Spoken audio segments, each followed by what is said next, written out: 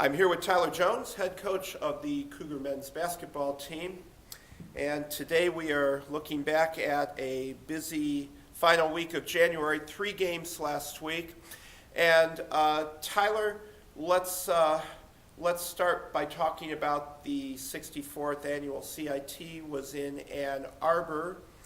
And even though a tough 2 games for your team, still it's got to be an experience for your guys to just play in that kind of setting for 2 days.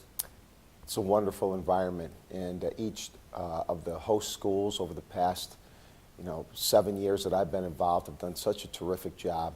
We've had a couple of trips to Seward, a couple of trips to Mequon, and now we just completed our 2nd trip to Ann Arbor, and they do a wonderful job, as do we when it's our turn to host the tournament. But it's a little different, and unless you've experienced it, you really can't imagine the type of reaction and atmosphere that you'll face and receive as a college basketball player before going to CIT.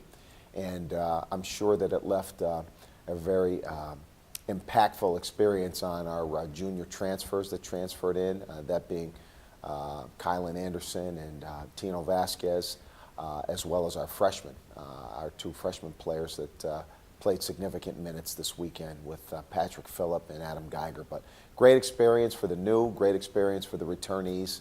And again, Ann Arbor did a very, very nice job at hosting the tournament.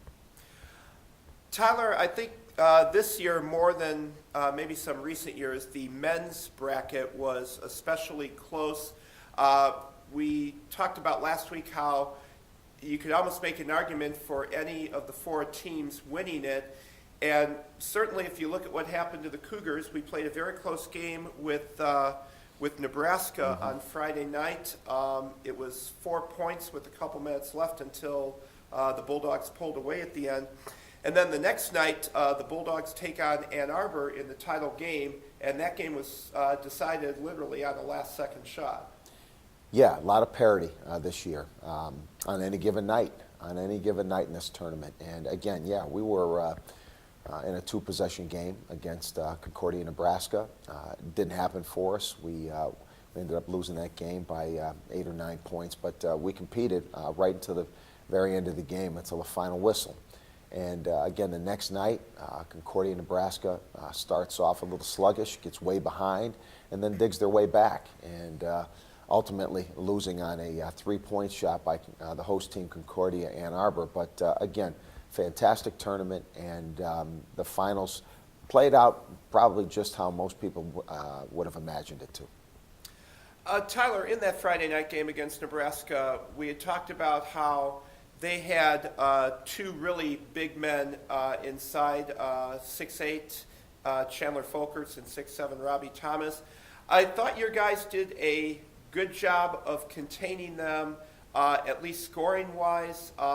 In the end, the Bulldogs did have a pretty good rebounding edge, but overall, I thought you kind of held your own with those guys. We did. Our bigs played tough. Our bigs altered some shots, and we used our double team. We used our red defense, trying to trap Folkers on the block, and it caused some confusion. And again, we tried to use our strength with De'Aris Blackwell. We tried to use some of our length with Adam Geiger.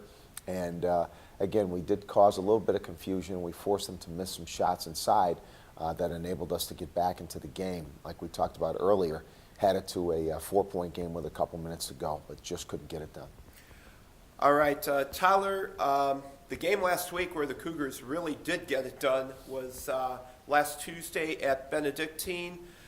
You went into the home arena of the 2nd-place team in the standings and really just totally put together a solid 40 minutes in beating them 87-81.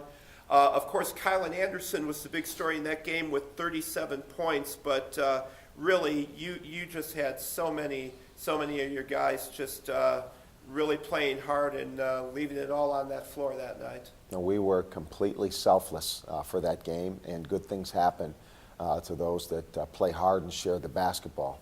And I say that with a guy that has 37 points, but we've got 3 playmakers that are on the floor at any given time with Brandon Stinson, Mike Walmer, and Kylan Anderson. And to the credit of Stinson and Walmer, to understand that you've got a guy going, to be selfless enough to just let that guy go and create was a tribute to those guys and a testament, and it's one of the reasons why we won the game.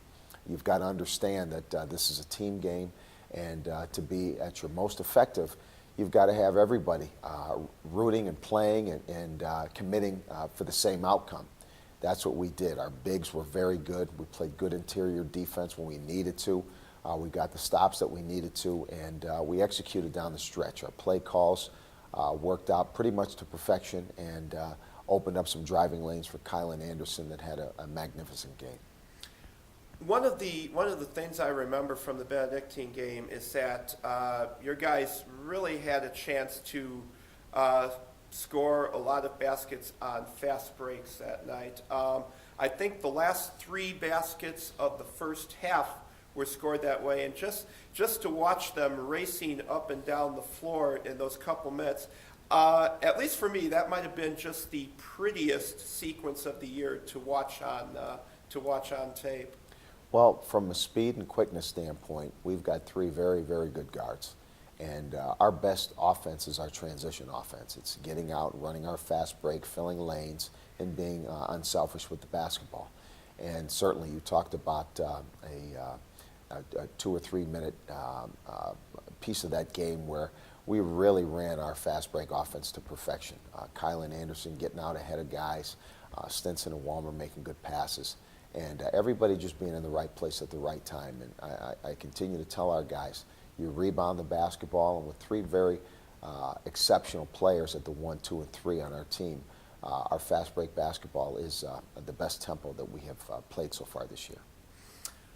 All right, Tyler, we're back from CIT now. We beat the snowstorm back, thankfully. And it's back to conference play for these last couple weeks of the regular season.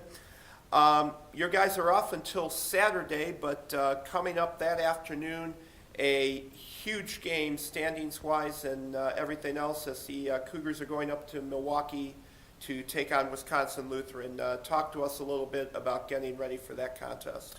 Well, we should be well rested, and having the bye was good for us. So we've had a few days off. We'll get back at it tomorrow afternoon and have Wednesday, Thursday, and Friday to prepare.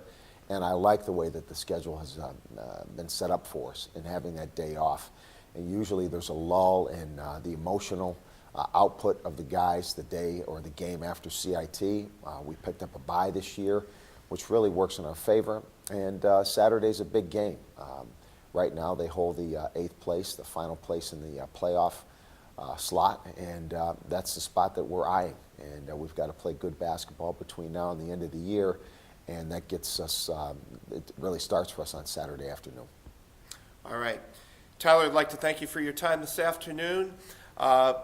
Congratulations on the Benedictine win, and let's hope the Cougars keep the conference row going this week at Wisconsin Lutheran. Good luck. All right, thank you very much.